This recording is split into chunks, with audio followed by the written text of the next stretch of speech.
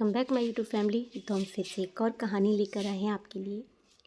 अशोक जी एक टीचर थे।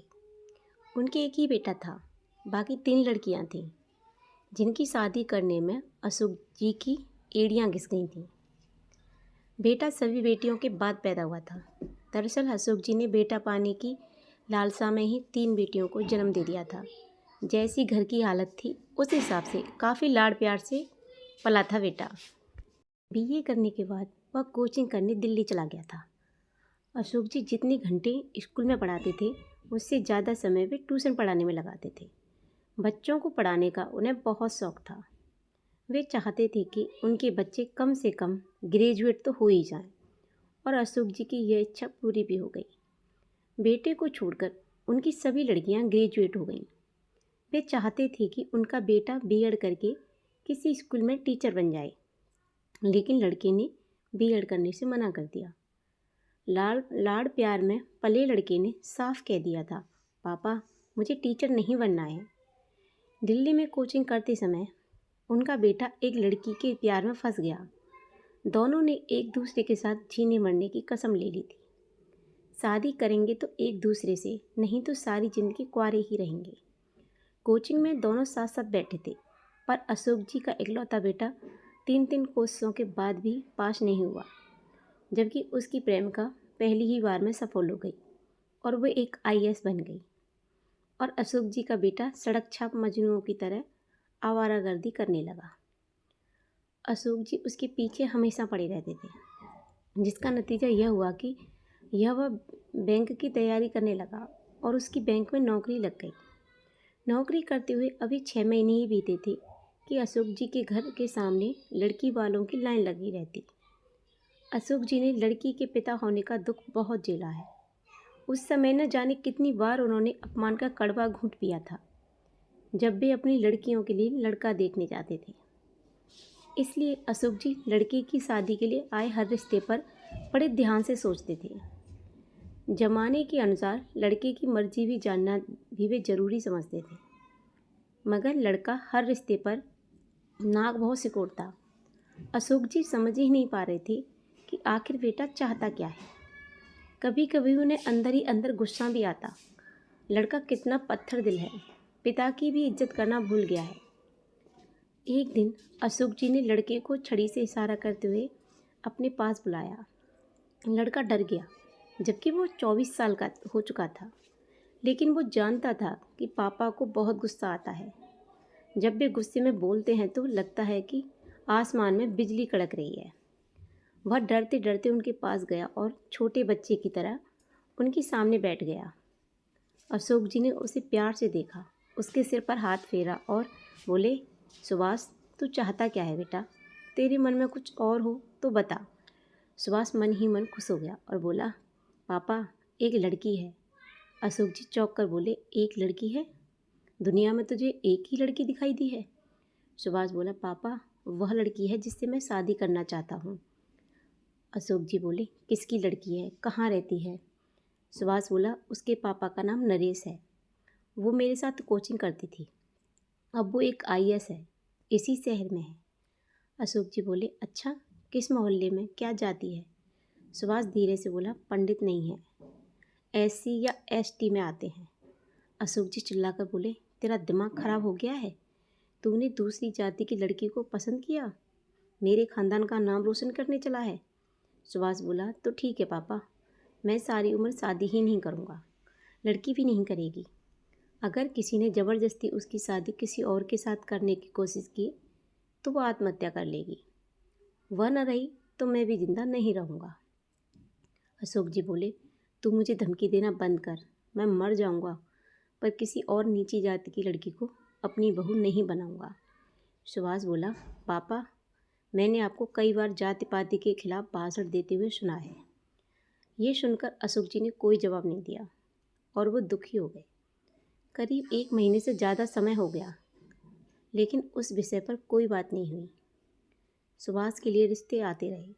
अशोक जी सबसे यही कहते कि लड़का अभी शादी नहीं करना चाहता। यह कहकर सभी रिश्तों को टालते रहे। एक शाम सुभाष ने आकर उनसे कहा, पापा रूबी के पापा आए हैं। अशोक जी बोले, कौन रूबी? सुभाष बोला, वही लड़की जिसकी मैंने आपसे बात की थी। अशोक जी बोले, तूने उन्हें बुलाया होगा। सुभाष बोला, नहीं पापा, हो सकता है रूबी ने भेजा हो। अशोक जी बोले, मुझे किसी से नहीं मिलना, कह दे मैं घर पर नहीं हूँ। सुभाष बोला, पापा आप तो हमेशा सच बोलने की शिक्षा देते हैं, घर आए मेहमान का अपमान तो नहीं करना चाहिए। अशोक जी बोले, ठीक है, भेज दे उन्हें। थोड़ी ही देर में एक गोरा और सुंदर सा चेहरा आकर अशोक जी के सामने खड़ा हो गया। लंबा कद, भरा चेहरा, आंखों पर कीमती चश्मा, गोरा रंग और कीमती कपड़े पहने नरेश जी ने हाथ जोड़कर उन्हें प्रणाम किया। अशोक जी ने उन्हें बैठने का इशारा किया। बैठते ही वह कहने लगे, मेरा नाम नरेश है। ये सुनते ही अशोक जी की आंखें आश्चर्य से फटी रह गईं। वे चुपचाप नरेश जी के देखते रहे। उनकी समझ में नहीं आ रहा था कि वे क्या जवाब दें।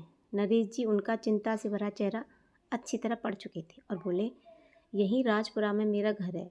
मेरे 2 बेटियां हैं और 2 बेटे हैं। दोनों बेटे मेडिकल कॉलेज में पढ़ रहे हैं। एक बेटी आईएएस है, दूसरी बेटी कॉलेज में है। मेरी बड़ी बेटी रूबी आपके बेटे सुभाष से शादी करने की जिद कर बैठी है। सुभाष ने उसके साथ कोचिंग की है। मैंने उसे बहुत समझाया कि इस देश में जाति पाति बहुत होती है, फिर एक पंडित छोटी जाति की लड़की को अपनी बहू बनाने का साहस कैसे करेगा। लेकिन रूबी की माँ ने मुझे समझाया कि एक बार मैं आपसे मिलकर आपकी राय जान लूँ। हो सकता है कि आप जाति पाति को न मानते हों, इसलिए आपको कह दिया। मेरी लड़की बहुत जिद्दी है। मैं जानता हूँ कि वह कहीं और शादी करने को तैयार नहीं होगी। मैंने अगर उस पर दबाव डाला तो मैं उसे खो बैठूँगा। अशोक जी बोले, आप करते क्या हैं? नरेश जी बोले, मैं विश्वविद्यालय में प्रोफेसर हूँ। आप एक बार मेरी लड़की से, मेरी पत्नी और मेरे दूसरे बच्चों से मिल लें, उनसे बातचीत कर लें, हमारा रहन सहन देख लें। शायद आपको मेरा प्रस्ताव पसंद आ जाए। अशोक जी अब कुछ नहीं बोल सके। उन्हें लगा कि जैसे नरेश जी ने उन्हें सम्मोहित कर लिया हो। अचानक उनके मुख से निकला, कब आएँ हम? नरेश जी बोले, अभी चलिए, अपनी मिसेज को भी ले चलिए, मैं आप लोगों को घर छोड़ जाऊंगा। अशोक जी बोले, ठीक है। और अशोक जी तैयार होकर पत्नी के साथ वहाँ पहुँच गए।